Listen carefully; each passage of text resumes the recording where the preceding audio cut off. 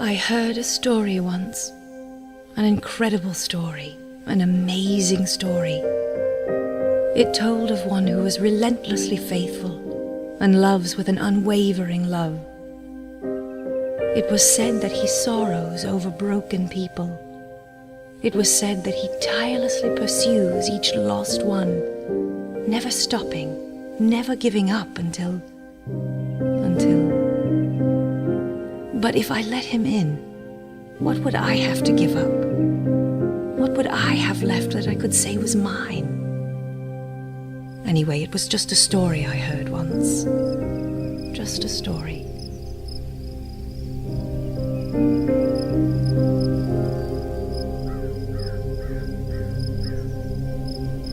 But if it was only a story, why did thoughts of him trouble my dreams? Glimpses in the moonlight, glimmers in the starlight, whispers in the midnight breeze.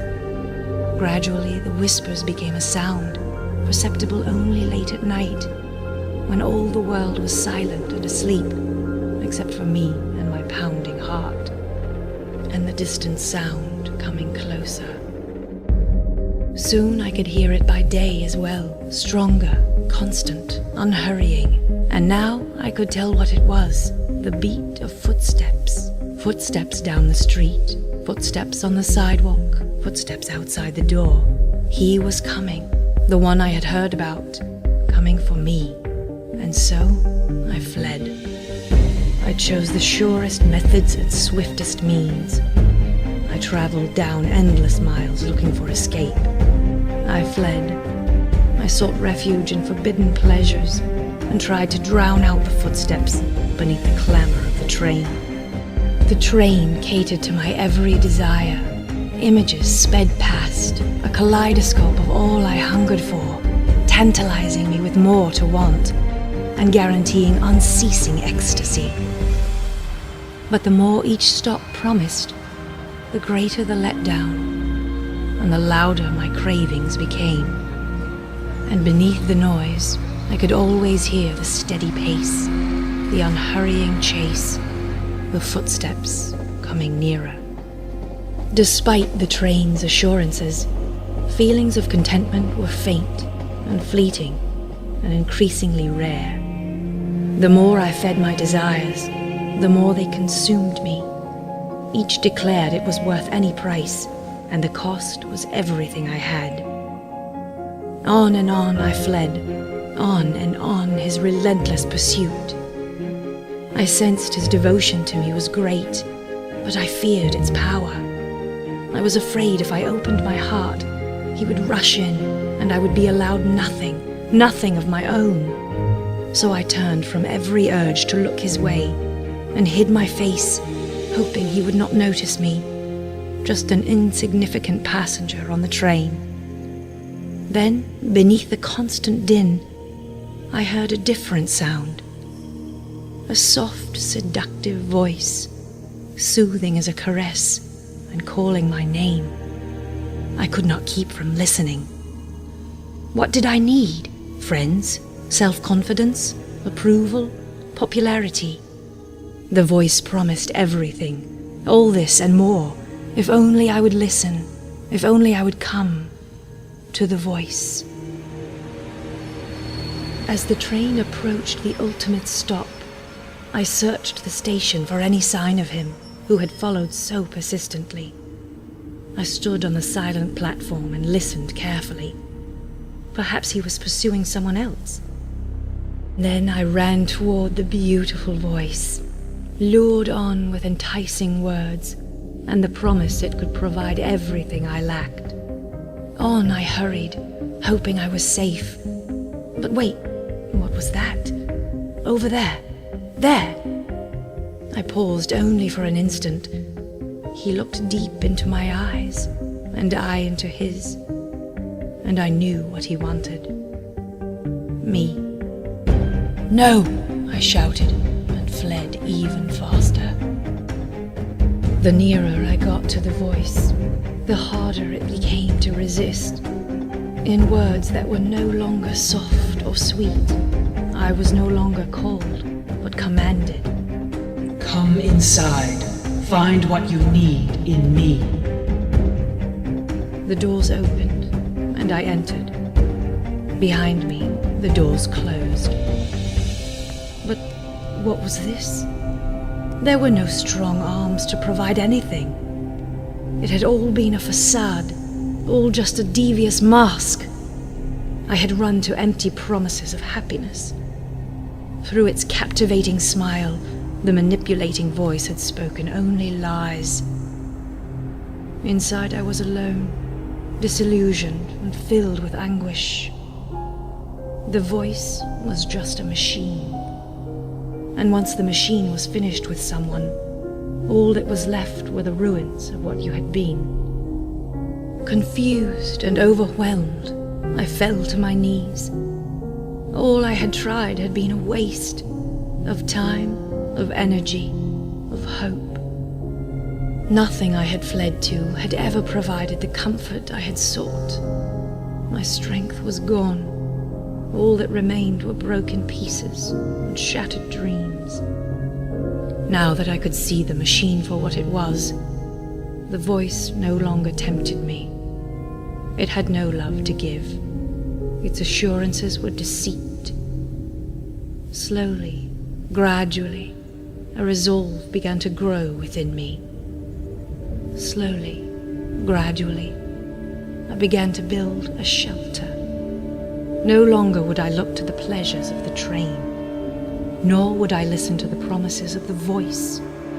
I would work to help others, those who were broken and left in torment in this devastated place. This would be my shelter. Through work and kindness, I would find relief.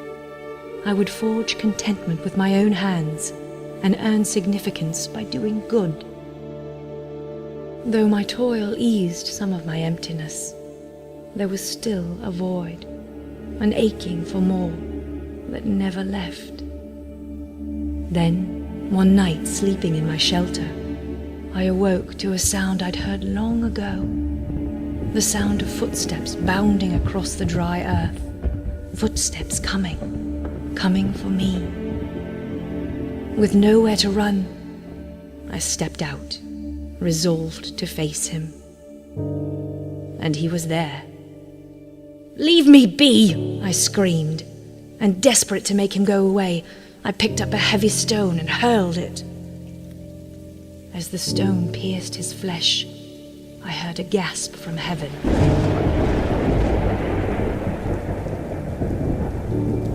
But still, he did not move.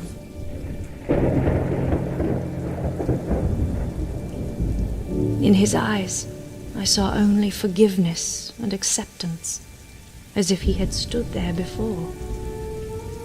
I fled back into my shelter, the only place left to escape. I hated him for interfering. I hated myself for the hurt I had caused him. In the darkness of my despair, I lost faith in ever finding happiness.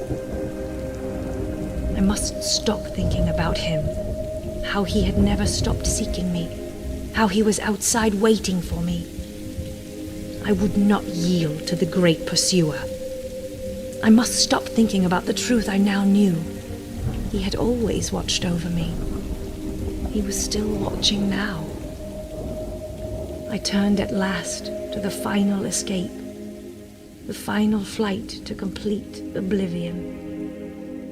No more dawns, no more struggles, no more thinking. I would sleep, sleep, sleep, and wake no more.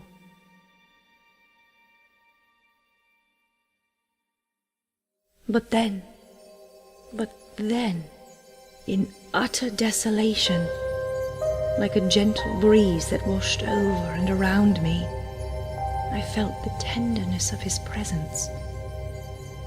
I had no fight left, so I finally listened. Which of those you fled to loved you? I heard him say, and my heart answered, none but you, only you. And then he said to me, You will have no rest until you rest in me. Come, take my hand and rise. In the darkness of my gloom, I saw his outstretched hand, and I heard these words. Though you would not see it, I am the one you have been seeking all your life. In that moment, after all the endless miles and all the fruitless searching, I finally quit my running and reached out to the one who had sought me for so long. The lost one was finally found. He required nothing beyond acceptance. The peace I had longed for but never known flooded my heart. And in having nothing of my own, nothing but his love, I found everything I had lacked. I was finally complete, finally at rest in him.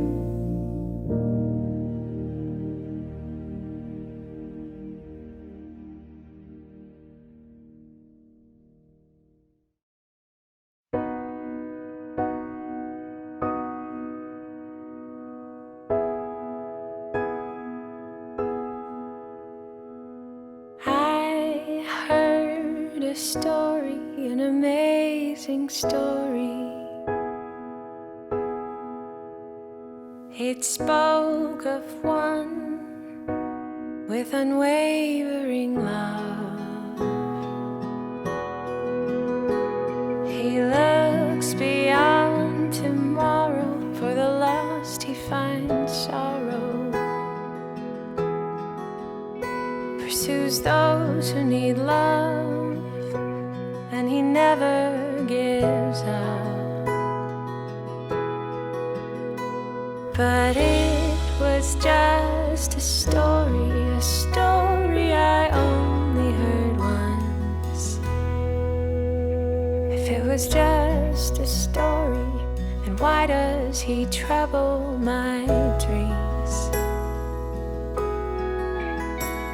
I could hear his footsteps, he was coming for me. Another voice so seductive kept calling my name, said I'll give you what you need, just coming from the rain. The door opened and I answered to a captivating smile, but the voice inside was empty and it only told lies.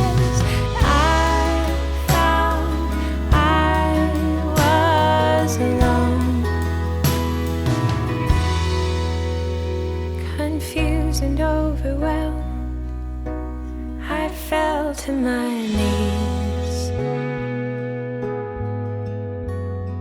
And all that remained were broken pieces and shattered dreams. I found giving back to others was a shelter I would need. Trading emptiness for kindness, I would find relief. Then one night I heard a voice and footsteps at my door. I tried to hide but couldn't escape him anymore. And in utter isolation, his voice was all I heard. Took his hand, he helped me rise, and I listened to his words.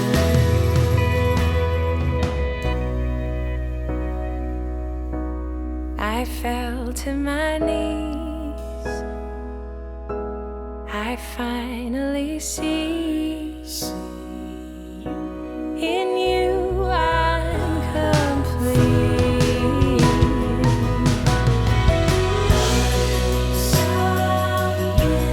I fell to my knees. I finally see.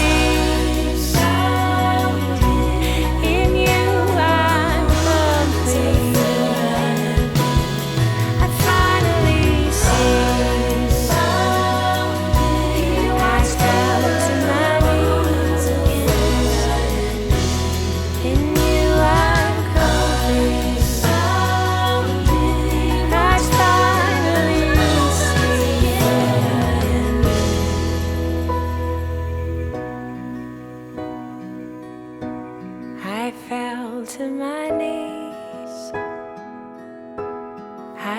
finally see